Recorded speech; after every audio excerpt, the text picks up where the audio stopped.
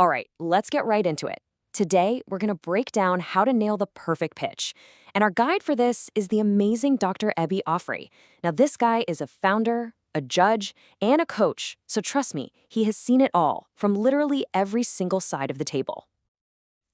Has this ever happened to you? You pour your heart and soul into a huge idea, you get up there to present it, and you're met with just silence. Crickets. It is an absolutely gut-wrenching feeling, right? Well, that's the exact problem we are going to solve today. And this is exactly why Dr. Offrey's perspective is so important. He basically says, look, most of the pitching advice out there, the stuff that comes out of Silicon Valley, it just doesn't work for a lot of people, especially founders in Africa. It doesn't get the unique cultural stuff, the funding challenges. It's like they're playing a different game. We need a totally new playbook. Okay, so section 1, why do most pitches fail? Let's be real, it's usually not because the idea itself is bad. According to Dr. Offrey, it almost always comes down to one thing: how you frame the problem you're trying to solve. Dr. Offrey has this brilliant analogy to explain this. He says there are two types of problems. You've got your paper cut problem. It's annoying, sure, but it's small. You forget about it pretty quick. But then you have a finger chopped off problem. And that is critical. It's urgent. It demands a solution right now. Most failed pitches, they're talking about paper cuts. I mean, just look at the difference this framing makes. The paper cut version is, farmers walk 8 to 10 kilometers to sell their produce. Okay, that's a logistics issue.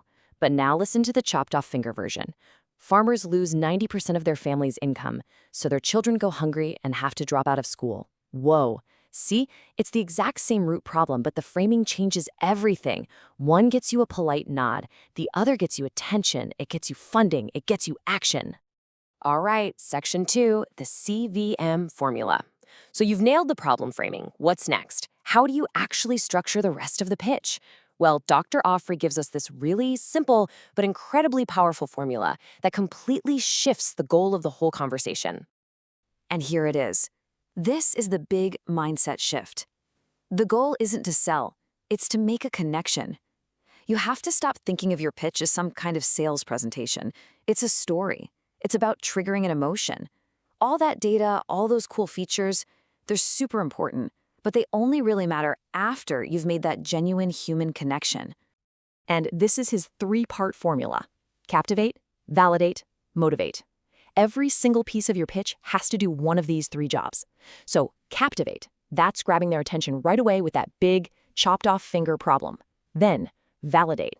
This is where you bring in your data, your traction, your team's amazing expertise to prove you are the ones to solve this. And finally, motivate. This is your clear, simple call to action. What do you actually want them to do? Write a check, make an introduction, see how it works. It's a journey that takes them from emotion to logic and finally to action. Okay, let's move on to section 3, pitching with permission. Now we're going to see how that CVM formula builds into what Dr. Offrey calls his most powerful weapon for any founder. It's a conversational trick that pulls your audience in instead of just pushing a bunch of information at them. So picture this. Someone at a networking event asks you the classic question, "So, what do you do?" Now, instead of launching into that canned elevator pitch we all have, you say this line: "It's not really about what I do. It's about the problem I solve." And then you just stop talking. You pause.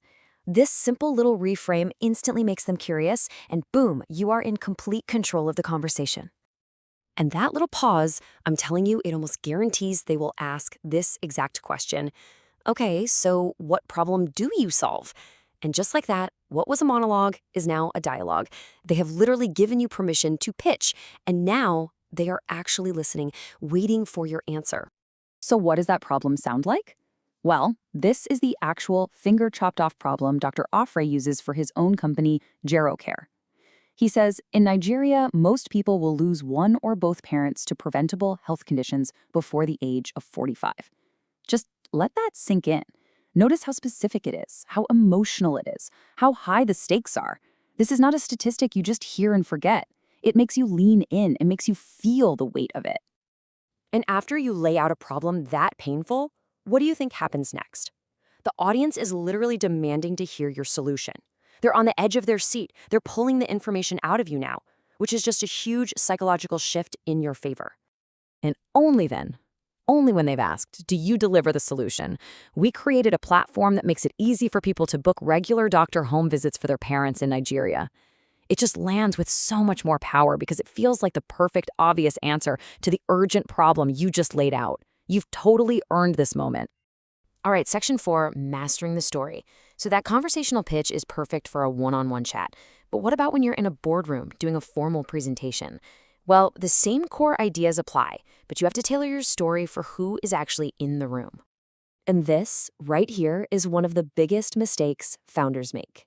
They use the same generic pitch deck for every single meeting. I mean, think about it. You wouldn't talk to your banker the same way you talk to your best friend, would you? Of course not. The same exact thing is true for your pitch.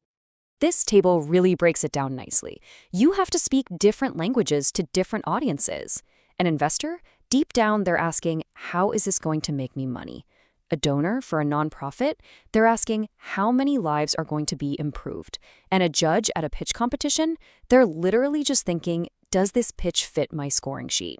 When you tailor your story to answer their specific unspoken question, that is an absolute game changer. And that brings us to our final section. Number 5, you are the product. This is maybe the most important piece of the entire puzzle, because it's not just about the idea or the problem or even the fancy slide deck. It's about you. You have to remember this, especially in the early stages. Investors don't just fund great ideas. They fund great people. An investment isn't just a bet on a business model. It is a bet on you. It's a bet on your ability to handle chaos, to pivot when you have to, and to lead a team to actually make this vision a reality. And here are the 3 C's that investors are constantly sizing you up on. First, competence. Do you actually know your stuff? Do you really understand your industry inside and out? Second, character. Can they trust you? Are you accountable? Can they give you their money and sleep at night? And third, commitment. Are you absolutely obsessed with solving this problem? Because they know it's going to get tough. Your pitch has to scream a loud yes to all 3 of these questions. So in the end, mastering all these things isn't just about learning a few new presentation tricks. It's about fundamentally changing how you see yourself and how you communicate your own value. It's about being able to walk into any room with the kind of confidence that makes other people see, feel, and believe in your idea, and more importantly, in you. You won't just pitch like a pro, you'll pitch like a founder who knows their worth and knows how to win.